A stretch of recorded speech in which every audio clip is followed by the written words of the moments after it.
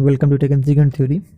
तो स्टूडेंट, इस वीडियो में हम सीखेंगे M3 और 4 आपका जो भी पाइथन है हमने यहाँ से स्टार्ट कर दिए। ठीक है, तो हम पाइथन बिल्कुल कवर कर लेंगे आराम से। पाइथन थोड़ा इजी भी है और मैं सी वालों को भी यही सलाह देता हूँ भैया कि सी का झंझट छोड़ दें और पाइथन का एग्ज़ाम दें, ज़्यादा अच्छा है।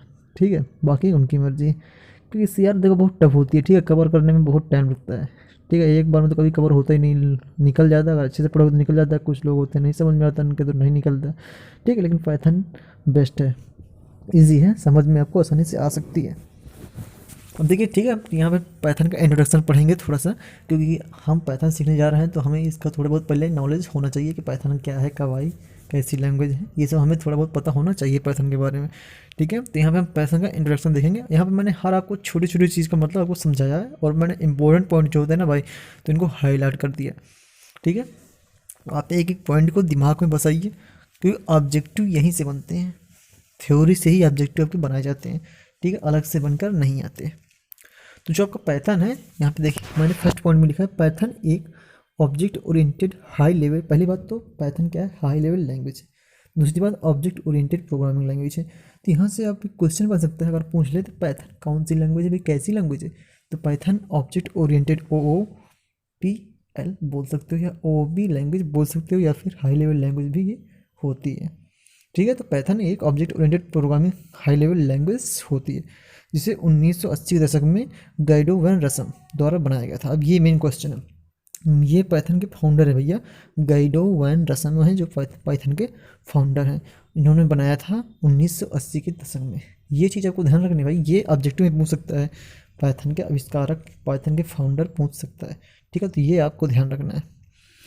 पाइथन को जनरल पर्पस प्रोग्रामिंग लैंग्वेज भी कहा जाता है। अब इसे हम जनरल पर्पस प्रोग्रामिंग लैंग्वेज भी कहते हैं। ठीक है, सामान्य उद्देश्य के लिए बनाई गई थी। इसका इस्तेमाल वेबसाइट बनाने में, ऐप बनाने में, मशीन लर्निंग में, डाटा को एनालिसिस करने में आदि कार्यों में किया जाता है। जो हमारा पाइथन है ना, इसका इस्तेमाल हम वेबसाइट बनाने में, जो हमारे एप्लीकेशन है, ऐप बनाने में हम इनका यूज़ कर सकते हैं। नेक्स्ट जो हमारा यहाँ पे पाइथन लैंग्वेज की स्पष्ट सिंटैक्स और रीडेबिलिटी के कारण यह दुनिया की सबसे लोकप्रिय पॉपुलर प्रोग्रामिंग लैंग्वेज बन चुकी है। ठीक है, देखो मैंने आपको पहले बताया था, जो पाइथन होती है ना, ये पाइथन लैंग्वेज जो है बहुत ही ईजी है, बहुत ही ईजी होती है ये। ठीक है, जो इसके सिंटैक्स होते हैं वो भी बहुत ही ईजी होते हैं। ठीक है, तो इसे आप आसानी से सीख सकते हैं और पढ़ सकते हैं। और जहाँ पे ये एक मेन पॉइंट है आपका, पाइथन एक इंटरप्रेटेड लैंग्वेज होती है। जो आपकी पाइथन है ये इंटरप्रेटेड लैंग्वेज होती है। अब इंटरप्रेट का मतलब क्या होता है, यहाँ पे समझ लीजिए, मैंने कोष्टक में लिख भी दिया है। मतलब कि आपको इसमें जो प्रोग्राम आपके लिखे गए, जो आपके प्रोग्राम होंगे, उन्हें चलाने से पहले आपको कंपाइल करने की ज़रूरत नहीं पड़ती।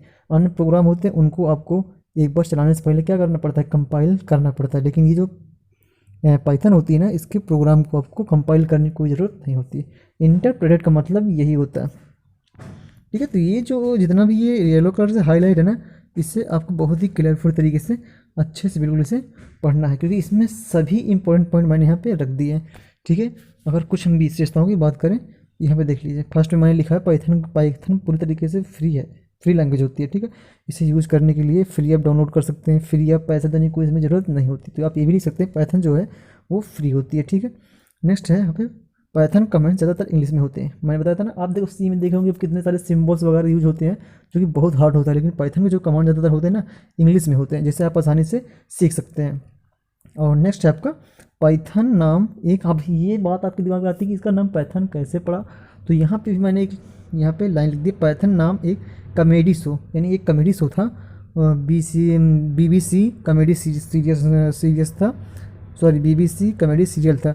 उसका जो नाम था ना उस कॉमेडी शो का, BBC कॉमेडी सीरियल। उसमें एक शो था मोंटी पाइथन फ्लाइंग सर्कस नामक का एक शो था, उसी के द्वारा यह प्रकाशित हुआ था। जो हमारे गाइडो वन रसम थे ना, वो ये सर्कस देख के बहुत प्रभावित हो गए और उन्होंने अपनी लैंग्वेज का नाम पाइथन रख दिया।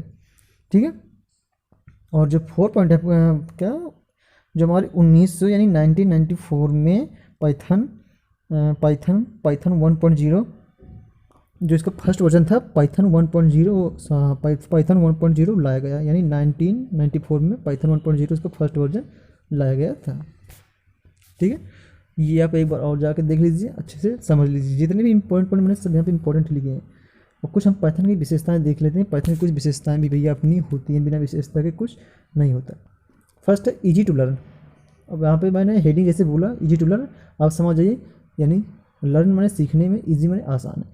यानी पाइथन अन्य प्रोग्रामिंग लैंग्वेज की अपेक्षा सीखने में और यूज करने में बहुत ही आसान होती है। तो आप अपने हिसाब से लिख सकते हैं, ठीक है, कुछ नहीं, आप खाली हेडिंग बस आपको याद रखनी है।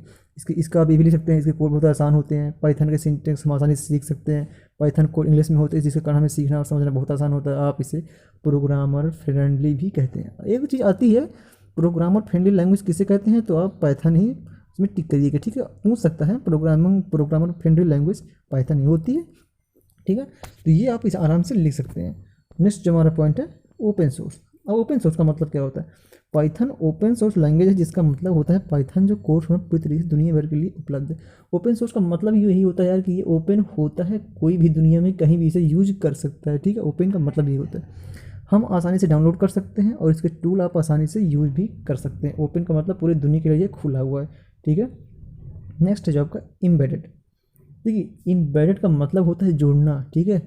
एम्बेडेड का मतलब ये होता है दो चीज़ों को आपस में जोड़ना। तो हम पढ़ेंगे पाइथन पूरी तरह से एम्बेड होती है। इसका मतलब यह होता है कि आप इसके सोर्स कोड को, मतलब जो इसके सोर्स कोड होते हैं उन्हें आप अन्य प्रोग्रामिंग लैंग्वेज के कोड में डाल सकते हैं। यानी इसके सोर्स कोड आप अन्य प्रोग्रामिंग लैंग्वेज में डाल सकते हैं और अन्य प्रोग्रामिंग लैंग्वेज के सोर्स कोड पाइथन में डाल सकते हैं। आपको समझ में आ गया होगा एम्बेडेड का मतलब क्या होता है, कि इसके आप सोर्स कोड अन्य प्रोग्रामिंग लैंग्वेज में डाल सकते हैं और अन्य प्रोग्रामिंग लैंग्वेज के सोर्स कोड आप पाइथन में डाल सकते हैं, ठीक है। ये एम्बेडेड का इतना मतलब होता है, ठीक है। Next interpreted language. अब मैं को इंटरप्रेटेड बता भी दिया था ऊपर कि इंटरप्रेटेड क्या होता है, यानी हमें इस लैंग्वेज को रन करने के लिए, एग्जीक्यूट करने के लिए हमें कंपाइल करने की ज़रूरत नहीं होती। ये लाइन बाय लाइन एग्जीक्यूट होता है।